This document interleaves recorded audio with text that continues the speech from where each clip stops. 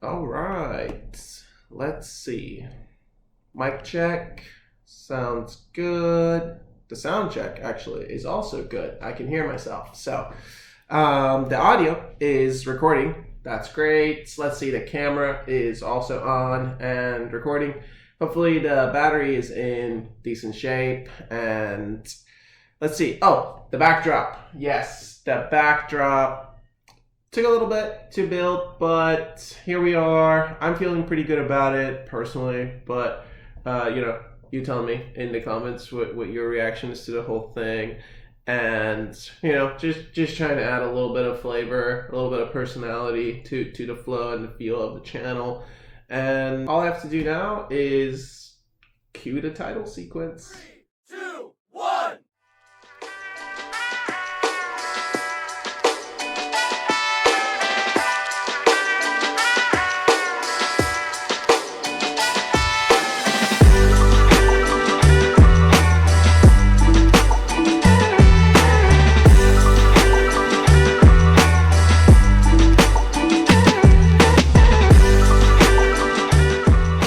Okay, hello and welcome to the Immigrant Capitalist. Thanks for being here, wherever you are tuning in from, whenever you are watching. I hope you are happy and well. This channel was created by me, your host, your main man, K-Man, and it's built to serve as a digital journal of my stock market and investing adventures. I should mention discussions in this program are for entertainment and informational purposes only, and they should not be relied upon as personal, financial, or investing advice. I created this channel because I feel like it is the responsibility of my generation and the one that's coming up to kind of be the change we want to see on social media. In an era where misinformation has infected our online communities, it just feels really critical to help bring balance to the conversation as much as we can, as each of us has a role to play. And that's why this channel was built on what I consider to be the fundamentals of social media, which for me, it's really three categories. It's sharing, learning, and connecting. Those are the three fundamentals of social. Whether it's sharing information, knowledge, experiences, resources with one another, just learning from each other, questioning different ideas of all the different people who live around us, and also connecting, right? It's a mean for our society to grow and to build a community. And yeah, sure, maybe it's an online community. It's still a community, right? There's still a lot for us to learn from one another. And yeah, ultimately, it's just also a great way to get thoughts out of your head and tell stories to one another, which doesn't that just sound like, Human 101.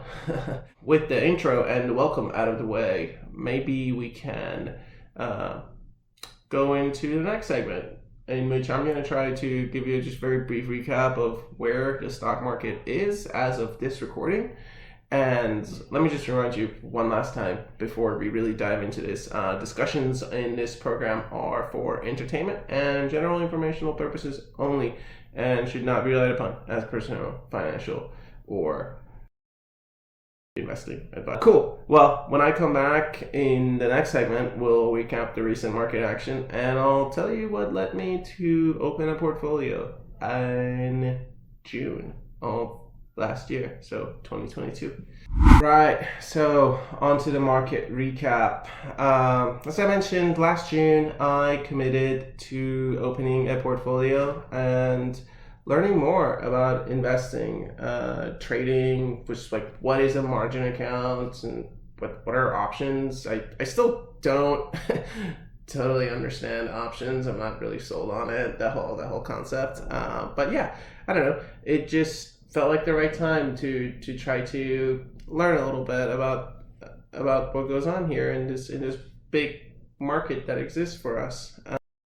It also felt like at that time, back in June 2022, there was a lot of panic in the market, and for more context, the S&P 500, for example, had reached a low of 3,700 during that time, and just 3 months later, towards the end of September 2022, it was actually making new lows close to sort of high 3,500s.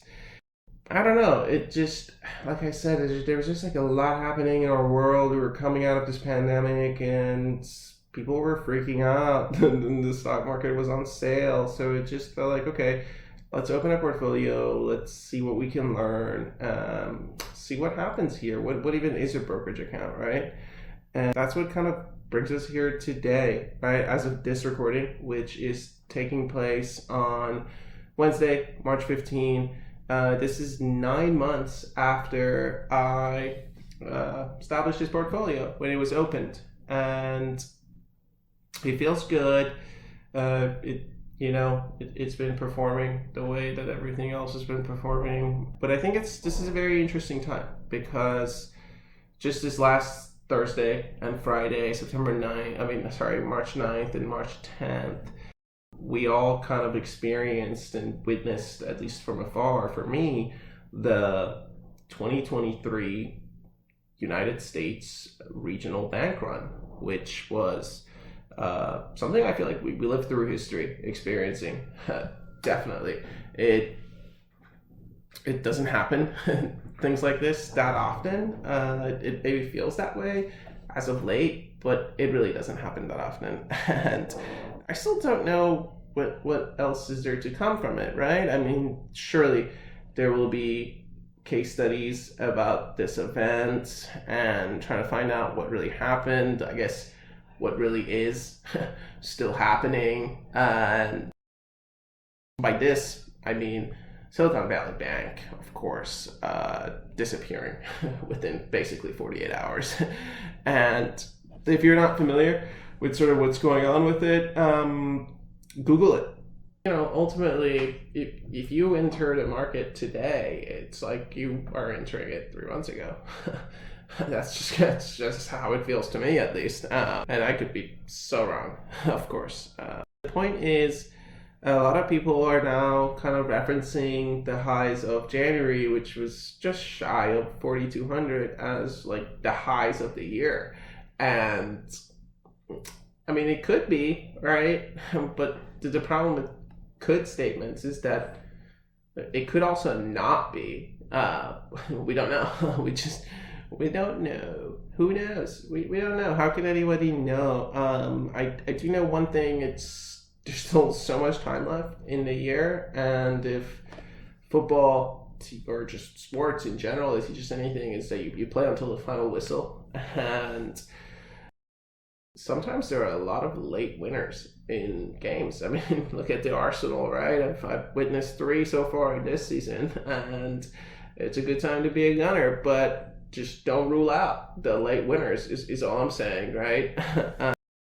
Anyways, back to the market. Basically, today at this mid 3,800 level, it's gone nowhere in 3 months.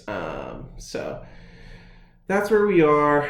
And when I come back, I'll tell you more about how the industry defines investors like me and what served as some of my early inspirations to, observe, watch, read, and learn. Let's chat about the very beginning. Why not? Before that, just real quick, I mentioned earlier that I'm not that sophisticated and I don't really understand what happened with the 2023 regional bank run that we all experienced. Let me expand on that a little bit by admitting I'm what folks in the industry call a retail investor. The simplest definition I found online is kind of defining a retail investor as an individual investor who buys and sells securities, stocks, for their personal account rather than a client, an organization, or a business. So it's just you doing your own thing. And having some fun with it, I suppose, along the way. This is all personal, it's for fun, it's for entertainment, information, and to just learn more about video editing and content creation at the same time. About something that I love to do, which is to observe the market and talk about it.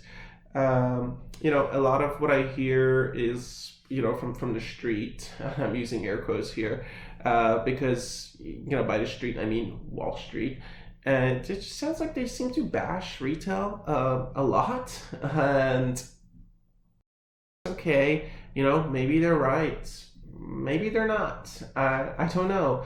Often I feel like I only hear one side of the story, that the side that has the loudest voices, which tends to be the street side. And I wonder, are they right? And I also that's where I would caution people about sort of bashing retail a lot, because at some point all of us are retail investors, right? At some point or another. I mean, look at Warren Buffett. Buffett? I don't know. You correct me on that too. But this guy, he was 11, right, when he purchased his very first stock. At 11 years old, it's hard to imagine that wasn't for just personal reasons. He wasn't purchasing that for a client, an organization, or a business. So he was a retail investor, and it just turns out to be one of the most successful retail investors ever. So be careful, I suppose. They're always going to underestimate you before they overestimate you, right? That is just how life that's just how life works. They're gonna always write you off before they start betting on you, and then they start betting on you, and then they get upset because you're losing them money. Anyways, so the Buffett segue actually kind of brings me to how I got started in just learning about investments and the stock market.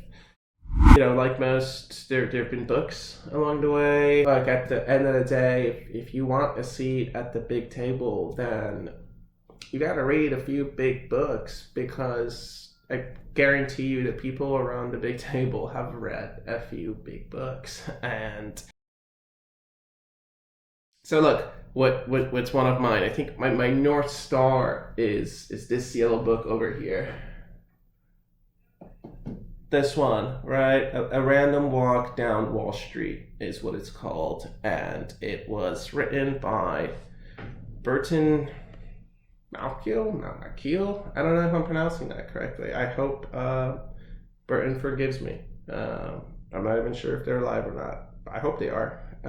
But anyways, so this book was actually recommended to me by one of my interns back in the day, and who happens to be an investment banker now. But I'm glad I listened to him. I'm glad I listened to him, and I'm glad I picked it up and I just started reading it. It's not a big book per se. It's dense for sure, but man, it's taught me a lot. It's helped me really formulate some of my own ideas and just get a better sense of fundamental analysis, technical analysis, what goes into charting, what are the different things to consider, what makes a good company, what is a dividend. I don't know. Some of the things I just never knew. But anyways, so that's one of my sort of early inspirations. Another one is I was just lucky to be exposed to a lot of market trading thanks to EA Sports FIFA. I guess it is in the game. Literally everything you can think about it's in the game. It was the sort of fundamentals of just buying things and trying to sell them for a higher price, trying to anticipate what cards go up, what cards go down, what's a good time. You also have to match with the people who play. It's a global game, right? So you have to also anticipate when do the European players wake up? when are they active in the transfer market? So which is very important. Sometimes we forget the effect that the global economy has on our stock market and vice versa. Let's see. So, I mean, like I was saying, within EA and the FIFA, I mean, there is literally a transfer market in one of the game modes, and there's just no other sort of. It's just such a good simulation, and it can help you a lot. And I've been burned too, right? That's, I guess, one thing we should all remember. Investments at any level, they have the potential to result in serious losses. Other inspirations, let's see. Oh, you have got to check out the HBO documentary on Mr. Warren Buffett. It's good. It's only like 90 minutes, so it's like watching a football match, and totally worth it. Totally worth it. I think it was published back in 2017. It's just a fun little thing to watch, and I learned a lot from it just listening to him. He seems like a pretty interesting guy. Not so much about like what stocks to buy, like not so much about sort of what security to invest in, what company is good, but just some fundamentals. I think it's really important for everyone to have some fundamentals and guiding principles, call it, when it comes to investing. So that's actually a pretty good pivot to the next segment, where I'll share with you sort of, what my 5 investing principles are, and and I would love to hear yours. I mean, put them in the comments. It doesn't have to be. I have 5. That's just for me. I wrote them down.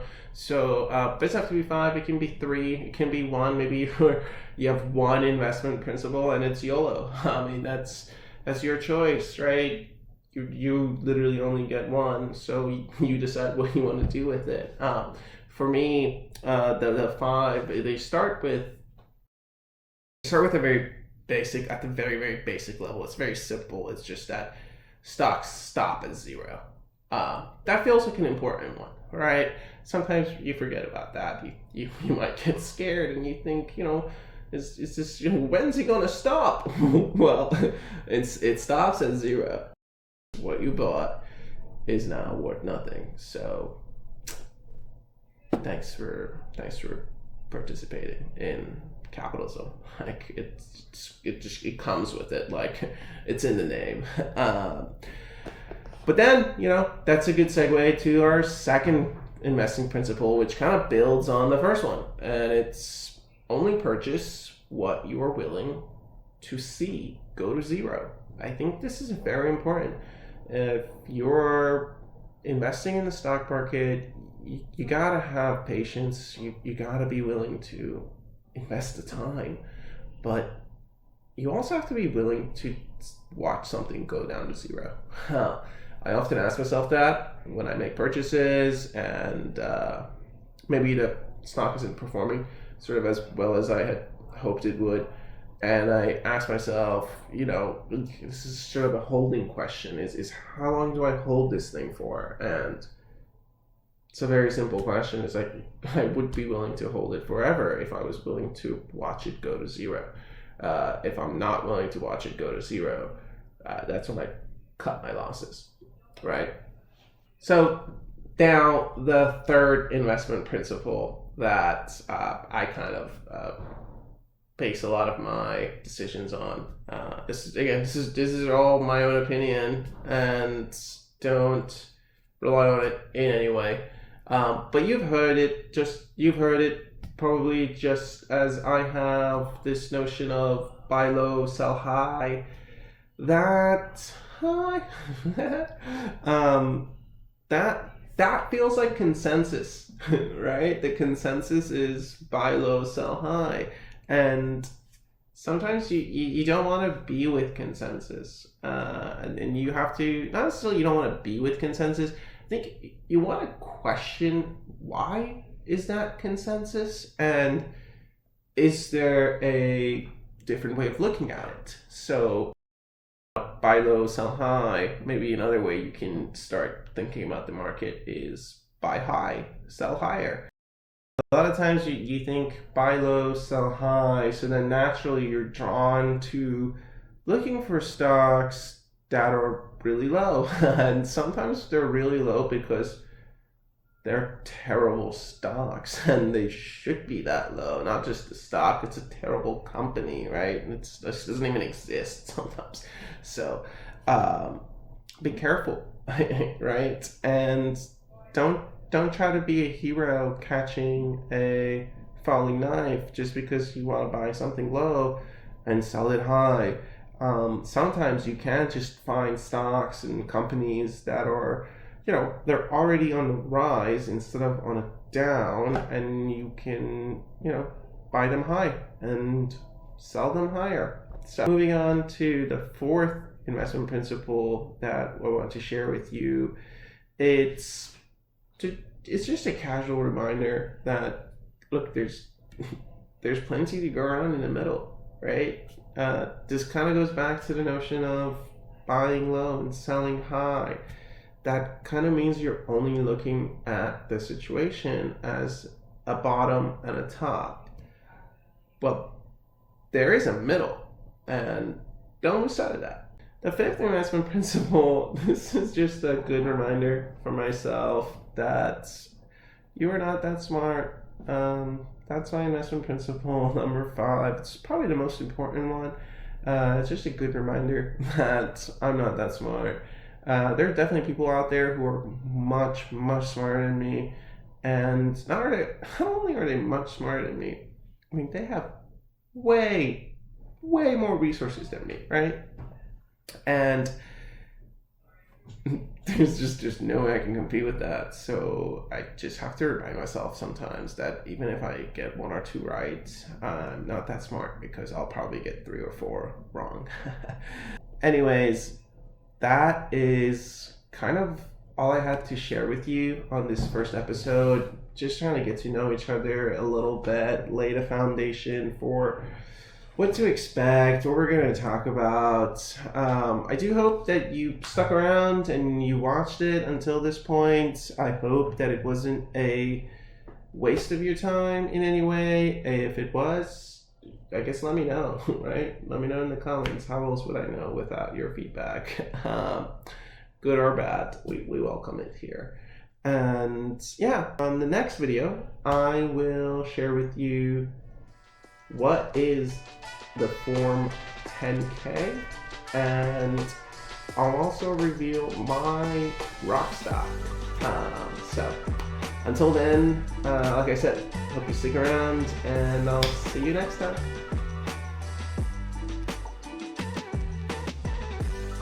Subscribe, share, like, or leave a comment. This message was generated by AI. See you next time. Okay, that was